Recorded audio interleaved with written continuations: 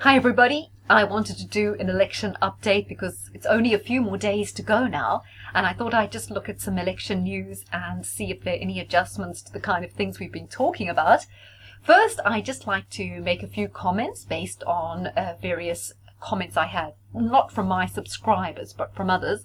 I had someone complaining saying, where is the astrology? Well, the thing is, this political thing that's been going since Brexit has involved many twists and turns, and I've tended to do updates. I looked in detail at the chart when I did the original Brexit prediction, when I did the prediction for the 2017 election, and I've given updates since. Not every one of my updates contains a lot of astrology, because I'll do a prediction, you get the gist of what I'm saying, I tell you what the placements are and how I've come to my conclusion, and there you have it. So I don't always revert back to the chart, and a balance has to be struck, because some people will say, can you please get on with it and stop waffling, get on with the prediction. Other people want to hear a lot about the actual planetary placements and how I deduced what I've come up with. For any of you that want a recap on the astrology, I'm saying I saw synergies with this election to the election in 1983 when Margaret Thatcher got a very hefty number of seats, and also to the general election in 1931 when the Tories had a landslide, one of the biggest landslides for any party until Tony Blair in 1997. Therefore, I do think that this is going to be a Tory majority, quite a significant majority. That is the basis of my prediction. Someone else said something about I am biased, I am so typically a Tory. That's not true in respect of my predictions are not biased, because that would be absolutely ridiculous. Why would I just make predictions on what I want to happen? Because then I'd end up being wrong most of the time. I would certainly tell you if I felt the astrology said Corbyn was going to be the next Prime Minister, I would tell you that. But my commentary certainly is biased, because I don't want to pull the wool over people's eyes. I am right-leaning. I'm not necessarily a conservative, but I am on the right of politics. I'm a fiscal conservative, and therefore those reflect my views. I'm very against anything that resembles communism, and I'm not progressive. So there you have it. That's the way it is. It's not the BBC. It's my channel, and that's how I do things. Someone said something about, oh, I should mention that I don't have a degree in political science. Well, I'm sorry. If I was talking about medical issues, maybe I should have a degree in medicine. But political science, Theresa May became the Prime Minister of this country with a degree in geography. Boris has a degree in classics. Nigel has no degree. Having a degree in political science doesn't give you an added right to talk about politics. I think if you made that the barrier to being in politics or talking about it, you'd virtually have no one on YouTube or in the newspapers talking about it, because most people don't have that. So I just think that's a ridiculous statement. So let's have a look. The bookies seem to think that Caroline Flint is going to lose her seat. She's Labour, and she will lose her seat to the Conservatives in Don Valley. It looks like Wakefield is also going to the Conservatives.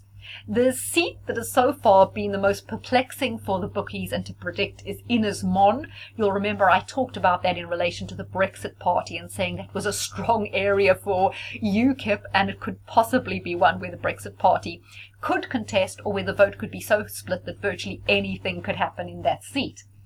Zach Goldsmith seems odds on to lose his seat in Richmond Park. Kensington looks like Dent Code for Labour will be ousted by the Conservatives. Wimbledon is one of the constituencies on which some of the biggest bets are being placed. That looks like it's going to stay with Conservatives rather than go Lib Dem. In terms of Tories, IDS, Ian Duncan Smith and Dominic Raab are the most likely in terms of odds to lose their seats, but it does look like they're going to cling on. Ian Duncan Smith is Chingford and Woodford Green. Dominic Raab, sorry, I don't have his.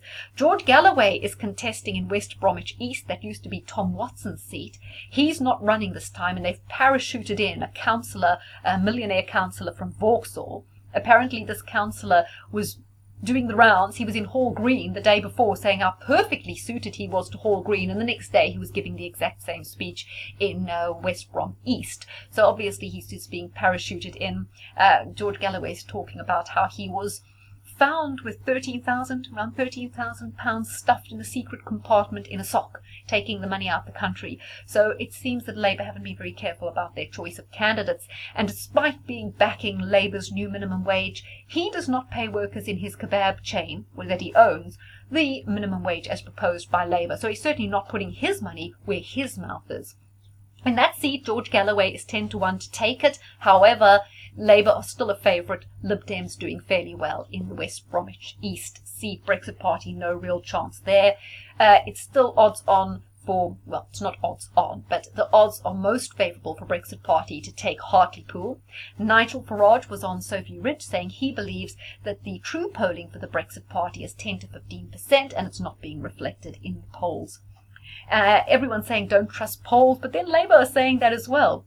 I know a lot of you are concerned about a huge turnout of young disenfranchised voters who might swing the vote. I see it as Labour racking up more and more votes in the same constituencies. So I saw it as what I called votes piling upon votes, rather than the votes actually swinging seats. So I think Labour might get a lot of votes, but will they translate into marginals being turned over? I don't think so. I also think, okay, I'm going to come back to talking a little bit more about Labour. What is that noise? Let's just get that notification off. So what about, yes, so that was Nigel. So, yes, they're talking about the turnout could be low because the weather's expected to be so bad. I think this is, again, this pejorative view the metropolitan elite have of old people, that they sit, I don't know, smoking pipes or knitting all day and they're too scared to go out, because that's not what I see. When I go out on the really frosty cold mornings and the evenings, it's the old people. Even if they've got a walker, even if they are slightly disabled, they are always getting out there. The cold doesn't put them off. So I think this is just another pejorative view of the old people, that they can't get out and vote or won't put themselves out. I think they're still far more likely to put themselves out than young people on the day. I think they'll be out there voting. Right. So what I'm thinking here is, in the US election, how did Trump win the election? He changed the whole thinking. So he smashed the blue wall, of course, because their colors are opposite. So there he smashed the blue wall by winning Pennsylvania, Michigan, and Wisconsin, which were typical Democratic states, very hard for Republicans to win. But he won those because he appealed to traditional working class voters who'd been left behind by the Democrats. And I think this time you're going to see the Tories smashing the red wall up in the Northeast, because that's the traditional Labour heartlands have been turned their back on by Labour. Labour are now the party of the youth. They're the party of the metropolitan elite. Look at Hampstead.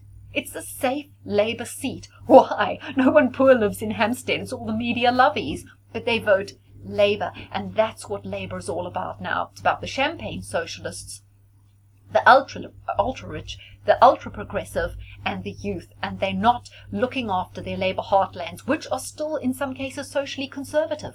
And that's where I think the Tories are going to capitalise. Just like with Trump, with Wisconsin and Michigan, the Tories are going to capitalise in places like Stockton in the Northeast, in the West Country, or the Black Country, should I say, in around those West Midlands areas. That's where they're going to do really well, and it'll be won in those regions. Yes, Labour will get a lot of their vote out in certain key inner city areas, but those they're going to win anyway. Those, the Tories aren't even thinking about contesting.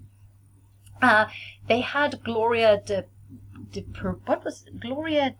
Piero. She used to be a Labour Party MP somewhere in Birmingham. She was on the politics show with Andrew Marr on the weekend. What she was suggesting was that in many seats, Labour have stopped campaigning. They're not even campaigning hard in marginals.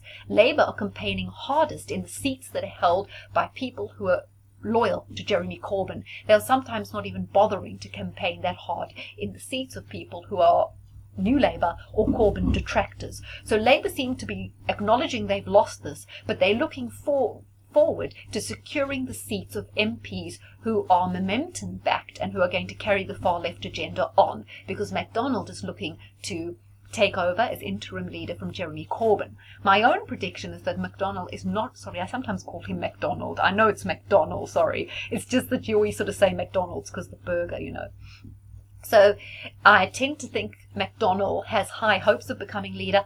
I don't think he's going to end up being leader. It may rather be old Rebecca Wrong Daly, as they call her. Sorry, I didn't come up with that one, but I think it's a rather good one. I think they'll go for a woman leader of the Labour Party next, and I don't think MacDonald is going to secure it. Okay.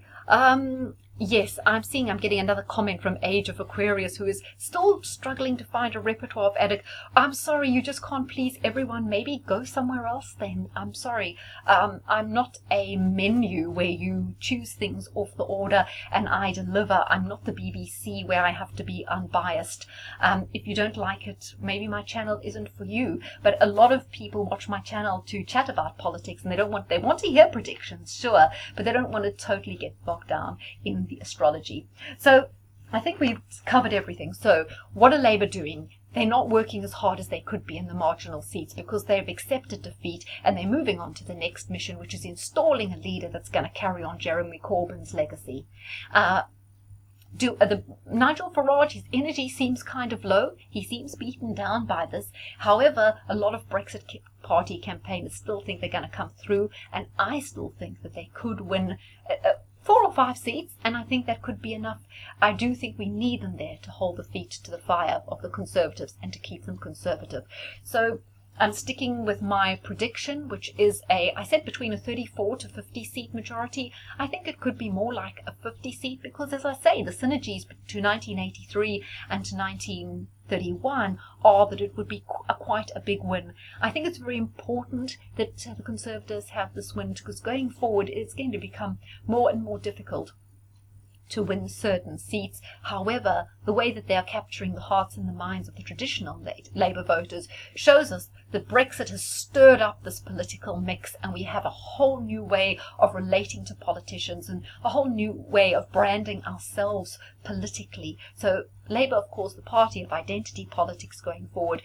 Perhaps Conservatives will be the party that becomes not the party of the rich, but the party of probably the mainstream, slightly conservative, socially conservative, fiscally voter who want traditional values and who want to be looked after and who don't want to be shunted in to a whole, as I say, a whole new green agenda, because I do believe that for the working class as well, the green agenda is not top of their priorities. If you're struggling and you're battling to cope and you're one of those jams just about managing, the green agenda can only make your life more difficult, and it may not be one of your priorities. And skepticism about the whole green angst that's being foisted on us by Greta, who I think has done the movement no good. She's almost highlighted how hysterical it is going to drive people away from parties who are pressing this fear campaign of green. So this may be my final update, or I may do another one on the night, but there you have it. I've put it explicitly what I think is going to happen, whether you like my political views or not. My prediction is there. I'll either be right or I'll be wrong. Judge me on that. If you don't like my political commentary, there are plenty of other places, namely the BBC and Channel 4, where you can hear something more to your taste if you want something more left-wing.